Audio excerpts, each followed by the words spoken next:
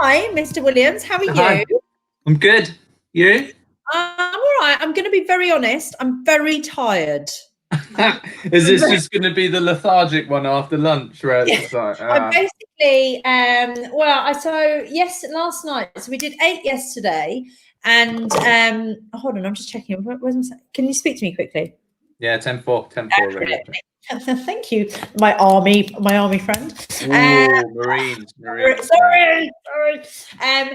So last night I took myself off to bed at 9 o'clock, and I've got to be honest, I think I was delirious. Like basically yesterday, I did 8 of these yesterday, and it's like 8 hours of quite intense therapy. Yes. And you are number 5 today.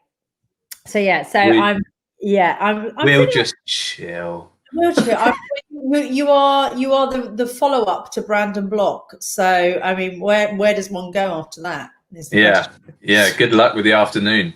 Well, you got Kate on next, haven't you? So she's wonderful. Well, look, I mean, as if any introduction was needed, I am going to give a brief introduction to you. Firstly, thank you so much for doing this. We're going to talk a lot more about it later, but you know, I from the conversation that we had a couple of weeks ago, I just knew that actually your story was going to be an awesome one to share, and I love the fact that basically we started off having one conversation and then just waffed on for about an hour. So I think anyone watching this will immediately get a lot from it. I hope they do anyway. For anyone that doesn't know who the wonderful Mr. Williams is, Ben's journey is about inspiring others to achieve what they dream of and to own the courage to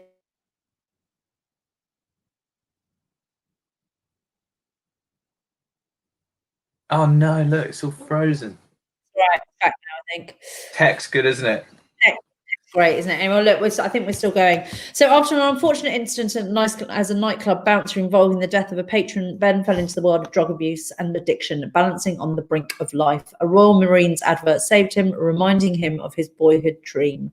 Ben kicked to drug addiction, became a Royal Marines commando, and now works with the likes of Gareth Southgate, professional footballers, incredible businesses, inspiring people, and much more, proving that anyone can achieve anything that they set their mind to. Oh my God, I'm really excited about this already. This is like one of my favorite areas. You know, and I know from the conversations that you and I have had, the impact that you have on others in terms of how you help them think differently and then achieve differently. So I'm super excited about today. Ben, without further ado, can you tell us a little bit about what got you here, your story, that you know, the whole point of this, the whole point of these sessions, which we're calling "What's Your Story for Today, World Mental Health Day," which frankly I think every day should be World Mental Health Day. But the whole point, I think, is about us sharing stories, inspiring others for what they could hope for themselves, as well as then giving them some really tangible tools about what they can be doing on a day-to-day basis to look after their minds. Tell us about you. Well, I suppose I'll probably start at the end and then maybe nip back to the beginning. But mental health for me is a daily thing, and I think there's too much stigma around mental health in a bad way. It seems it's getting better, but it's not where it could be. You know, the fact that we have to have a day dedicated, it gives the indication that it's not good enough. And I look at mental health more as mental fitness. You know, it's well-being. It's all round 360. It encompasses your whole body. If you're physically fit, then your body is going to be in a better position to fight viruses. It's going to be in a better position to, you know, not break down. Hopefully, you know, luck isn't always on our side with that one, but you're going to be in a better position. So essentially, your mind should be the same place. And I do, I draw my own sort of experiences of, being back in that sort of unfortunate incident where it all went wrong in a nightclub. I think, dare I say, alpha male, trying to be an alpha male, trying to be very red-blooded, trying to be tough. And I suppose if you stick yourself into that fray and actually get brought into the environment where that begins to then mold you into that type of person, and when it all goes wrong, it's you suddenly realize that everyone along the way who was saying don't do that, you're going to get yourself into a lot of trouble, kind of feel a bit stupid, and they were right. and a bit of a wake-up call. Necessarily got the foundations to look after you right in those moments. No, not at all. And so what happened, and what happened after that? So you went from that incident into coping with it using drugs. I'm making some assumptions there. Yeah, pretty much. I was already doing drugs anyway. I'd been smoking weed from an early sort of stage, and I don't really talk about my childhood, but there's events that took place that led me more towards drugs a little bit earlier than anticipated. So As a release, as a means of coping, as a self-medication, or two ways actually. To fit in was one of them. You're not the first to say that today. No, I know it's horrible to say it, but it's good to talk openly. So fuck it, why not? Oh, I'm allowed to swear, am I? Sorry. Oh, fuck yeah. Yeah, awesome. The kids are downstairs with their headphones on. Their mum's out getting her eyebrows tattooed or something random at the moment. Yes, fuck it. They can't hear, but yeah, it was drugs was an escape, but it was also a membership pass to a lot of groups. And yeah, it doesn't help. We all know drugs, don't I think it's well enough out there to understand what they do. I was using weed way too much, which obviously doesn't help psychosis part of it. And then working on the doors, I wanted to be a bit bigger, so I started taking anabolic steroids at around 18 when I was still in sixth form. And yeah, very good combo. And then threw some sort of cocaine in there as well, which obviously just fueled rage. And I was very bitter. And I think I was bitter and angry because I wasn't doing what I wanted to do, what I was set here to do. And I had always had this dream. You mentioned it in that introduction. Always had this dream of being a Royal Marine. You know, for me, that was my destination, my path in life. My mum and dad weren't together for very long as kids, so we spent weekends here and weekends there. And Dad used to take us to the Royal Marines Museum and the Parachute Museum. Love the Paras, but we used to go there. And I remember sort of being 6, 7 years old, just in admiration of these photos on the wall. There's guys in the Falklands, in Ireland, and just thought I wanted to be that. And I just lost my way. I just couldn't. I don't know where I went in life. I just lost. Do you know what I lost? I lost a bottle to go and do it. And instead, I thought that. Interesting. Do you think that was down to the drugs? Were the drugs taking you away from that? And what I mean from that is both less time thinking about it, but also a less confidence in yourself. Yeah, you nailed it. It's exactly that. It was confidence. Yeah. It was. Each day you don't realise it. No, you don't. Strips that shit away. And you see yourself getting a bit skinnier. You know, before the doors, it's a bit skinnier. You're a bit more lethargic in the head, and all these things that you just, you know. I knew 1 or 2 people which left school at 16 when I wanted to go and do it, and I thought, oh wow, they're off to do it, and then they clean up, they excel, and you just think, I can't do that. And I did apply actually. I did apply between. GCSEs and sixth form, I applied, and my mum, God bless her, said, "Just hold out for sixth form, give it a go." Yeah, and that made me really angry, because I knew in my head that was my opportunity to fucking do it, and I felt stopped. But looking back now, it wasn't that at all. But at that time, that's where the bitterness really sunk in, and then I wanted to prove myself. Then I turned 18, and then I was like, "Fuck it, I'm going to join the doors." Got beaten up a few times to realise then how to dish it back out, and. Wow. Yeah, then it all fell apart on that one evening, unfortunately. And it's, you know, there's no sympathy for me or anyone else present. Someone lost their life, and that's who we should feel for. Jesus, Ben. What? And then how? I mean, at that time, there were a number of paths that you could have gone down, right? What was the? How did you muster up? So I'm thinking, from what you've just said, you've gone from a place of having that confidence, having that clarity about where you wanted to go, going into the Marines, right? Then you've changed paths a bit anyway. The bitterness is coming in, the anger's coming in, you're going into the doors, doing more and more drugs. You know, then that incident happens, you're doing more drugs. How the fuck did you turn that round to a place where you then did manage to actually do and apply again? What was that? I felt broken inside. Like, just, I didn't know what was broken. And on reflection, I think, looking back in life, I look at everything now as everything's just part of the learning curve. And, but when you're young, you're naive, you don't know what the learning curve is. You just think, fuck, the world's against me, I'm against myself. And cocaine got really bad for me, and that obviously doesn't help. And then it came sort of one Tuesday afternoon. I didn't have a job. I just had fuck all going for me. No, wrong. I was giving no chance to myself. That's what it was. I had loads going for me, of course. It's failing to realize that. And I remember thinking, I don't want to be here anymore. I just didn't want to be here. I wasn't set on suicide. I didn't know what I was doing, but I just drove in my shitty banged up Corsa, which I used to call Haffy, and I just drove, and I drove for hours just around the countryside near where I lived, just crying because I couldn't work out. And I thought that was me. I thought I was going to go and do something fucking hideous, like drive off a bridge, but I didn't have a plan. I didn't have a chance. I didn't know what I was doing. It was just I was just at rock bottom, and then it was like something just passed in my head, and I ended up back at home. And then the next day, I just happened to be sort of like lethargically unemployed, stoned, scrolling through what was back then the sort of clunky YouTube, and just this video of this lad in the Royal Marines appeared, and I just watched it and was fixated by it. And my mate at the time had joined the Marines, and I remember ringing him going, I think I might do something different. What's it like? And he just went, fucking do it. It was like he was the final straw of everyone else can see I'm falling apart here apart from myself. And then I realized I'm falling apart. I asked him, what is it like? He went, just come here. Just come here. It will change your life. And the hardest part for me was actually breaking it to my girlfriend at the time, who is now my wife. Yeah. And I said, that was a big pullback for me. I didn't want to leave home. I was a bit comfortable. Yeah. And as soon as I said it, my mum and my girlfriend were in the kitchen. I was like, still bleary-eyed, a bit stoned, a bit well-washed, a bit sad for myself. I was like, I'm thinking of joining the Marines. And my mum just went, thank fuck for that.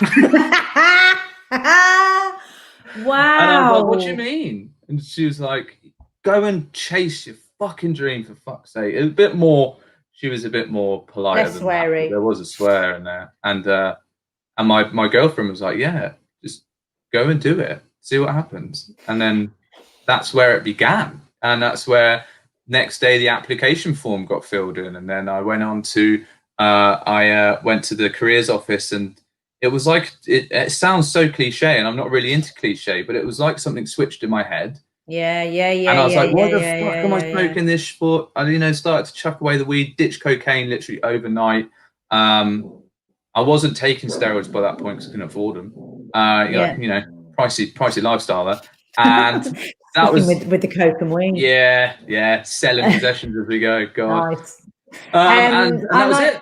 Do you know what? I really get that. I really and the comparison I can draw with my experience of when I was signed off with stress, and I can remember like this situation was so fucking overwhelming and so awful, and I was in such a dark place, and I knew I couldn't go back. I knew I couldn't go back into this world that I'd known and this job that I'd loved. It was my life, right? Working within that world of advertising, but it was the thing. No, that's a lie. I can't say it was the thing that was crushing me. I was the person that was crushing me because I wasn't managing it very well, right? Yeah. And I was in the dark place, and I just remember I just had this moment of clarity of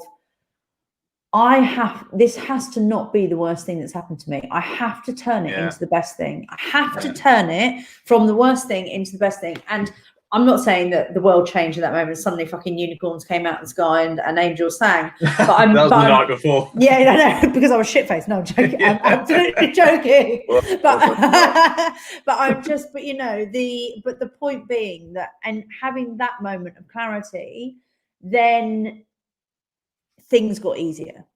Because, or at least and weirdly, having just spoken to Brandon Block, he said that the moment that he decided to not do drugs, and by the way, and it's in his peak, I mean, the volume of drugs that he was taking was off the chart, right? I mean, insane. And he said he couldn't go back there. And I suppose what I'm saying, and he talks now about the clarity and the strength of that decision. That was the thing that kept pounding forward. And it sounds like we've all had that, right? That turning point, that clarity and that point of decision is the thing that keeps you going. What I wonder then, because I think that's your start point, right? The challenge can come with the commitment. And I wonder, you know, and the ongoing commitment, and you obviously had the commitment in there because you were part of the Royal Marines, and it was, and that commitment was ongoing. When you work with people now, how do you keep them committed to decisions that they make? Yeah, it's a great point actually, because the commitment part for me is that you got to, everything's so easy when it's going right. You know, everything's easy, isn't it? I love saying to people, success breeds ego, adversity breeds humility, but a lot of us are very shy of adversity. And I've been doing a lot of work around self-imposed adversity lately. Can you talk to me about that? So, well, imposed adversity is something that strikes you, you know, something that happens out of the blue. A friend of yours is hit by a car, someone dies, you just suddenly get fired, all those things. They're just things that you just did not see happening. And then they strike us and they're like, fuck, what's happened? And self-imposed adversity is more of the lighter version. It's extreme sports. It's doing a run that's difficult. It's challenging yourself that takes you outside your comfort zone. If you've got, there's so many people I work with say they're in the workplace that say they've got a fear of public speaking. Well, actually, public speaking doesn't mean you need to get up in front of 400 people and deliver a speech to a room full of other people. It's public speaking is your ability to relay a report back, to speak to a team. And if you want to grow in your career, you've got to be able to speak to people. But yet people are so in fear of it. So I work with people to say, well, tomorrow go to Tesco's and at 2 meter distance start a conversation with someone you've never met before, because it challenges you and it's awkward and it doesn't feel nice. But it's not about how the conversation goes, and obviously be careful where you do these conversations. Some places just get beaten up, but it's about going back to the car afterwards and sitting there going, right, that felt weird. Why did it feel weird? But I feel good about it. I gave it a go, and it's adversity you put yourself through to learn from and to challenge yourself. Okay, are you saying then that in order to genuinely grow, we have to put ourselves in those situations? In order to have growth, we need self-imposed adversity. You don't grow in comfort. You grow complacency in comfort.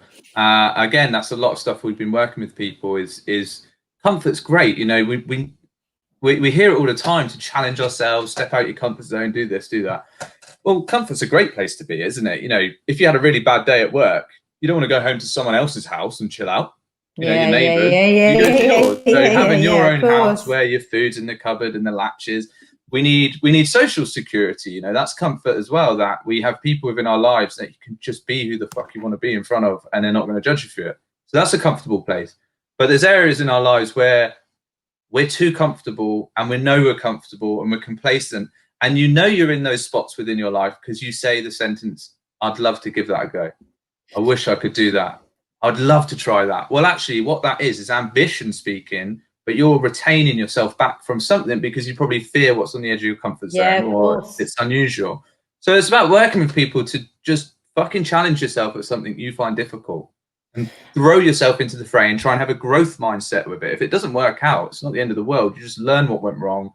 How can I improve the ability, the capability, the skill set? If not, if it goes right, then you work. So okay, so this is really interesting, and you know, I suppose one of the questions that I was going to talk about, and actually someone's rather beautifully put it here. They said, how do you deal with the anxiety that comes with coming out of your comfort zone, right? Or what I was going to say is, you know, when your mind gets in the way of achieving your goals, what can you do to overcome it? Different ways of asking the same question. Yeah. You know, I'd also ask, is a lot of that with the knowledge that you have now part of that Marine training? Is that what you tap back into? Yeah, well, yeah. And what would they say about that? How would the Marines deal with overcoming stuff? So if you were to ask any Marine what he misses about not being in the Marines anymore, he will tell you it will be the lads. It's the same sentence you'll hear everywhere. And lasses now, because they have opened their doors up to women. But from my era, it was the lads, miss the lads, miss the lads. Now, here's a great example for it. So Royal Marines training's 8 months long, 32 weeks, and it is arduous. It's known as the toughest, longest infantry training in the world. And I remember being in week 4. Okay, week 4. I'm a fucking little bleary-eyed civilian still, just like, yeah, hello, corporal, and getting it all wrong and running around with my head on fire. And And if you want to leave, you write your letter out. So what you do, you're in a troop of about 30 guys. And if you want to leave, you write to your captain, dear captain, I no longer want to serve in Royal Marines training, blah, blah, blah, blah. And then you go and hand it in, and then your discharge gets put through, and then you leave about 3 days later. And week 4, this is infantry training. It's hard. And so we get put into these moments where you question yourself. And I was well outside my comfort zone. And I just thought, fuck this. I don't want to be here anymore. This is shit. And I wrote my letter out. I sat on the end of my bed, write my letter out. But then one of my mates in my room, I won't say his name because he's still serving. He went, what are you doing? I went, no, you write your letter out. I went, yeah, I've had enough, mate. I don't want to be here. He's a big, tall lad as well. Stood imposingly over me. I was like, I don't want to be here anymore. He just sat on the edge of my bed with me and he went, give it till tonight. All right. Don't hand it in till tonight. Okay. And if you feel a little bit better tonight, let's just leave it. We're week 4. We're not Marines. We're just like I said, we're still civilians. I went, oh, fuck's sake. All right. So I did the day's training. That evening, he was like, how do you feel? I was like, I'm still going to hand it in. I'm going to hand it in tomorrow morning. He went, promise me you just leave it till tomorrow night. I was like, maybe. And that maybe was enough. And then I sat on my edge of my bed. And next day I was like, because I did feel a bit better. And then I committed and I didn't hand it in. But in week 24, he had the same moment. Really? He was failing at something and he wanted to give up and he didn't want to be part of it. And he wrote his letter out and I'm sat on his bed going, mate, remember 20 weeks ago, you told me I couldn't write my letter out. You're not writing your letter out. If you fail the test tomorrow, we'll just go from it with there. Like he was on like some sort of last attempt of his test and he wanted to write his letter out. He's like, no, I'm done. I don't want to fail. I don't want to hold my head up and all that stuff. I said, you're quitting. And we had the same conversation in reverse.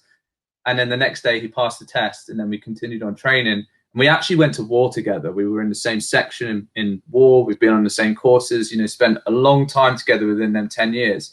And for me, coming back to what you're saying is how do I help myself with that anxiety? How do people help themselves with that worry of what's around the corner is if you think there's a lot of medical research and scientific research around the fact that they think babies are born with only 2 fears, the fear of noise and the fear of falling. Everything else we kind of accumulate along the way. Some of those things are great. We can't be fearless around fire and sharks and stuff necessarily. Some can.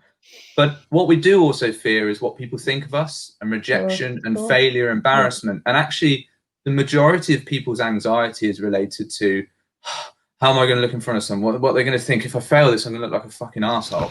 And it's sad to see that we allow that to hold us back from what we want to achieve. Most people, because I know these people, I work with these people, most people with this anxiety is the worry of what someone else may think of them. Yeah. And even if they don't hear them say that, we still worry about what they may think of us. And that causes us to change the direction of our life. And I know that because I was there. I'm not joining the Royal Marines. I'm too comfortable in my little drug-fueled life. I haven't got the potential to do this. And if I go and do it, I'm going to look like a fucking arsehole when I come back 3 weeks later. But actually what I'm getting to is that social security of just a few good people within your group who sit on the end of your bed and say, give it a little bit longer, give it another go. And then you're there for that supports us to take on things and challenges when we really have to commit, and it does feel difficult. Are you saying that? So with that, is that about having? And because interestingly, I guess so. You know Helen Tupper, don't you? I do. Yes, I mean, yeah, the wonderful Helen Tupper, and she kicked us off yesterday, and we were talking. And tell me what you think about this. She was saying that we are the sum of the 5 people in our lives that we are closest to, right? Yeah. And who are those people, and what's my impact on them, and what's their impact on me? I was actually watching that live, actually. Oh, Ben, thanks. Yeah. And I suppose my question to you then is that what we're talking about here? Getting really fucking clear on who those people are? Yeah, it is. Or is it, or caring only really about what they say? There's a part of it, right? There's a real blunt part to it, and it takes time. I only realised this within myself in the last couple of years. But right now, I really don't give a fuck what you think about me. And I really don't give a fuck what anyone thinks about me watching this. That is a hard place to get to, Ben. Exactly. That is exactly. How have you got there? That's the bit. Yeah, that's the bit that's difficult. Is going back some steps. I've had to sit there and go, why did I join the door? I wanted to be respected. I wanted to be seen as a tough guy, and then it all went fucking wrong. And then I lost my way, and I lost more respect that way because I was taking drugs and all that stuff. And people just thought I was just some waste man. You know, that's how I was sort of termed. And I joined the Marines, and then I wanted to be a little bit tougher in the Marines, and it's kind of chasing this. All right, Gaz, I can see Gaz has just joined in, becoming the 1%. Yeah, I kind of just over time felt that I was slowly molding into who I wanted to be. It took almost 10 years to do it, though, to get to a point that even as when you join in the Marines, you do want to go to Afghan. You want to go Afghan for the horrible reasons. You want to go to be part of it, do the job, to say you're a Royal Marine, that you've served your country. And then I came back, and there was a bit of turbulence when I came back, naturally, I think, probably a bit self-induced. And then I got the opportunity to train recruits. And that for me was one of the biggest turning points, where I could use all my experience of what I'd been through on civilian street, drugs. You know, when I had my recruits coming through the gate, I was meeting kids from silver spoon families all the way through to nicking silver spoons, you know, and everything in between. But they were guys who were on this journey that I was in sort of 7 years ago. And I got to be a part of helping them get to where they want to be. You know, some of those days were difficult for them. You know, I was a bit of a fucking arsehole. But other days I was good. You know, and I remember 2 of those troops, they gave me gifts. And they wrote on the back of the gifts little notes to me saying, you know, picture frame of what they thought of me. Like, turn it over a bit like, oh. And I've got it in my office. It's on my office wall. And every now and then, when times are tough in the business, I take it off and reflect on what other people think of me. And I think it takes a long time to get to that point where, I didn't really give a shit what you think of me, because I'm so content within myself. Right. That's not arrogance. Now, and let's tap into that, right? Because that's really interesting. The irony that in desperately trying to get respect from others, and I'm wildly oversimplifying this, so bear with me, because I don't want to sound like a bit of a dick when I say this, but like in trying to get that respect from others, you lost a lot of self-respect for yourself along the way, or actually you achieve in trying to get that self-respect from others, you actually got the very bloody opposite, right? Because you were so focused on the external. And actually the most important part is that if you can get to a place where you have that contentness or pride within yourself, or you realize you matter, or however we deem it, if we're focusing on our stuff, then the rest falls into line. Yeah, and that's so true. And that's why it's good to have those groups of people around you who you can be yourself with, you know, that security to just be, or check in with, right? And how am I doing? Who do I trust? Yeah, exactly that. And it's a beer, or it's an idea, or it's a conversation. It took Afghan didn't end well for me. It ended quite quickly in quite a nasty way, and I ended up at home quite quick in the hospital. Right. And I remember, again, I was sort of seething at that, as to literally we were only like 3 or 4 weeks towards the end of the tour, and it just got cut short, and our whole group of our whole section had been blown up basically, and people were in a bad way. And as soon as I'd healed, I spent 6 months feeling quite fucking sorry for myself again, and started to go back towards who I was before the Marines. It's getting involved in trouble.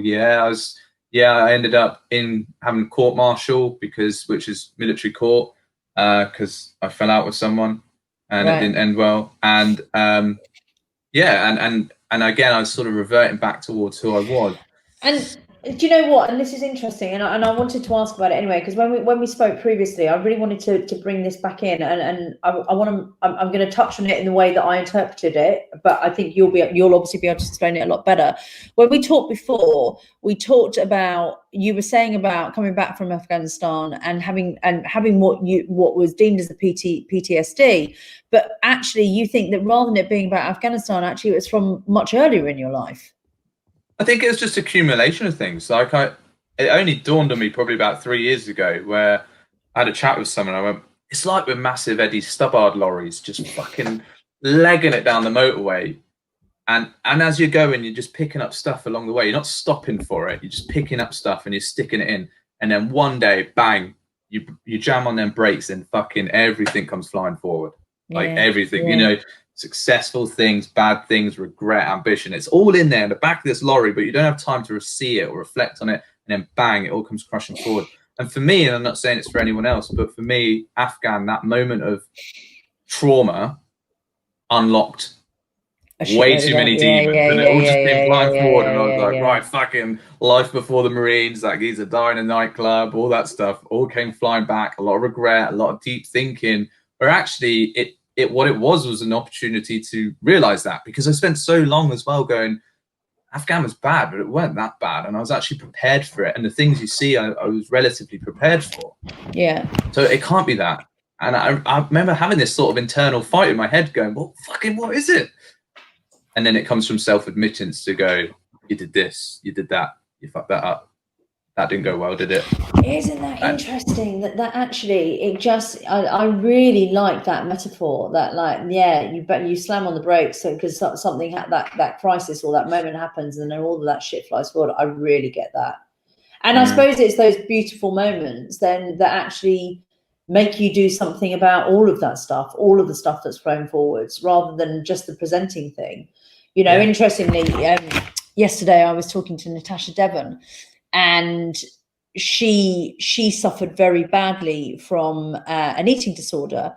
But as we talked about yesterday, that wasn't the primary thing. The primary thing was the anxiety that lay underneath it. The eating disorder was the thing that actually was the only way that she could not. And I'm probably not going to explain this well, so forgive me. But it was the physical execution of something that was going on mentally, right? Yeah. And if you don't get to the root of it, if you don't get to the heart of all of that stuff, you're just dealing with the symptom, right? And it's all the causes that are underneath that are. Who's your friend? Do you know James Pendon? I don't know. I thought he meant he's fit. That's what I think. Obviously. Yeah, James, send us both a DM. This has been amazing. I knew that this was going to be a conversation where we would get a lot of stuff out. And I think one thing that I was struck, even from the first conversation that we had, is your real humility in talking about this stuff. You know, you're very open about it. And, you know, given the background that you have, you know, you touched on that laddiness. And and I'll be very honest, and this is my unconscious bias, so please forgive me. When before I spoke to you, I did wonder, God, you know, is he going to be like proper, like commando, like just like really cold, really aggressive? And you're so not like that. No, thanks. And you're not, and maybe that's a bad thing to say that, but your vulnerability and your openness, what a gift. Like, I see how you can communicate so well and communicate your experiences to others, which is so powerful.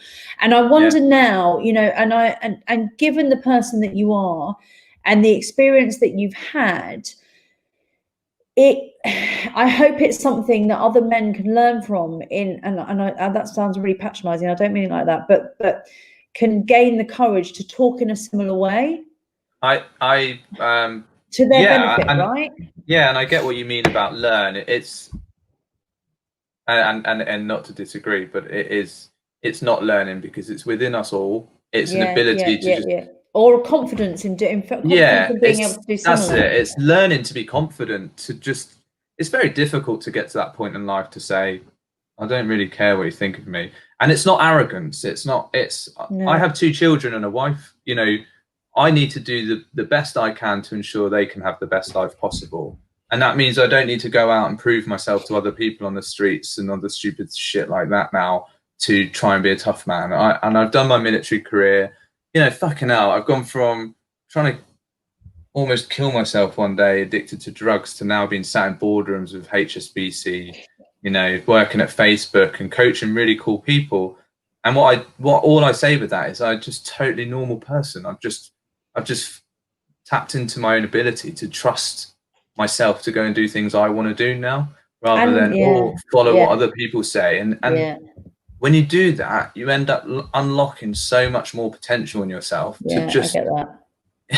It does sound so cliche, but if I could fucking do it, anyone could do it. No, and I really get that. I really get that. And I think that's what it is. But I think a lot of that then is actually coming back to doing the thing that you're meant to be doing. And, you know, that in itself breeds that confidence a bit, doesn't it? You know, and actually, you know, you're clearly fucking great at it, which helps. I think the final point of that for me would be, I was talking about an incident that happened to us in Afghanistan. I was talking about it the other day, and it's a horrible incident. We had an operation to do, which was, I think it was like 24 hours, 30 hours long. So it wasn't that long, but it was a long time to be out scrapping. And within 5 minutes, we'd had someone killed, a mate of mine killed, blown up by an not even shot. You know, I've got a lot of respect for the Taliban, but I always thought their IED tactics of homemade bombs was a coward's way out.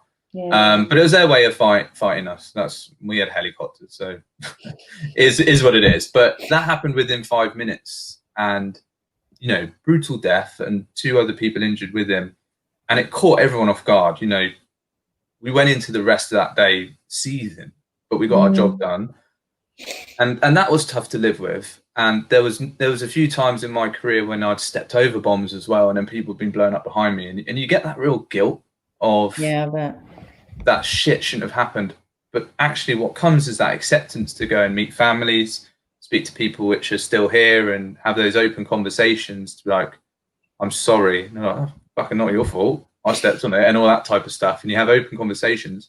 And what I've found really helps me now with how I work with people and what I do, and where this confidence I think comes from, to just be myself, is realize that there's an immense amount of pride in there. We can look at 2 situations to go, oh, he shouldn't have died, or we can go, we all signed on a dotted line, and at some point someone was going to get hurt. Now, how can we take their memory and their presence forwards to use the good in that situation? If you can find it, what is that good in that situation of the unfortunate circumstance to place? How can we take that forward with pride to help other people? Yeah. You know, how can we take all those lessons forward? And that's the way I look at drug abuse, the way I look at how I used to feel, the nightclub death, the horrible things in battle, all the way through to business. Now it's bad shit happens. We've got to do it as life, unfortunately. But what can you take from it to help other people in the future with it? That's and that's it, isn't it? Where it comes from. I've got, this shit is happening. It's how I choose to perceive it, what I choose to deal with it. That's the bit that I can control. Yeah. And you know, that has got to come out more than ever at the moment. You know, what is the bit I can control, and my feelings around it and my perception of it are it. Ben, I don't say this lightly. I think you're a wonderful human, and I feel very, very grateful to have had this conversation. And I think a lot of people will have benefited from it. So thank you. Thank you. Well, it's not our last conversation, hopefully. No, it won't be. And we're going to. It is for this weekend though, because you look like you're going to need some mental health training after this yourself. Babes, honestly, I tell you what I need. Talk about shit this weekend. Fuck. I've got my mum coming up tomorrow, and I'm like, I'm going to regress. I'm going to lie on that fucking sofa, and I'm going to be like, Mum, can I have some tea? And literally, honestly, she's not going to know quite what's hit her. I haven't even told her. I haven't even briefed her. She's going to have a lovely old time. I love it. You've done it for such a good reason. You're going to end up in the hurt locker on Monday, like shit over the weekend. I don't know if it's going to be me. It's going to be my mum. She's in the hurt locker. Thank you for doing what you're doing. I think it's amazing. Thank you. I think it's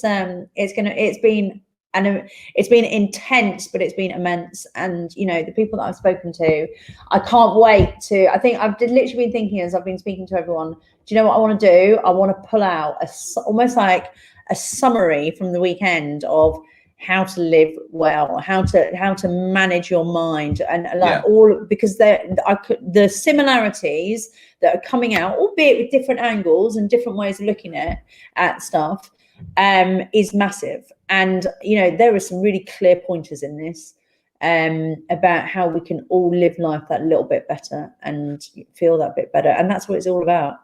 I've got one final point, because I know you're on at 3. I think you've summed it up so well there, and it goes back to what we were saying at the beginning about mental health shouldn't be one day of the year. It should be. I've got an opinion on Valentine's Day, and I don't really celebrate it. I buy my wife a rose and I'll tell her I love her. But my view on it, the reason I don't celebrate it really is because I can tell her I love her every day. Why should I wait for the whole year to come around to tell her I love her in one day and to prove to her that I love her? And I think actually when you take that same way of thinking and put it against mental health, is Why are we waiting for these days to come around to collectively Yeah. talk about something, to have awareness? Absolutely. You go for a run, well then go and exercise your mind. That's what we should be doing. And yeah, that's kind of my take, but different with Christmas. We're not celebrating Christmas this year. We should just feel like Christmas every day. Oh, fucking hell, I'm done with 2020.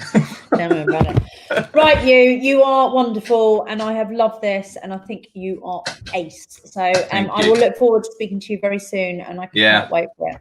Have a good session. Bye.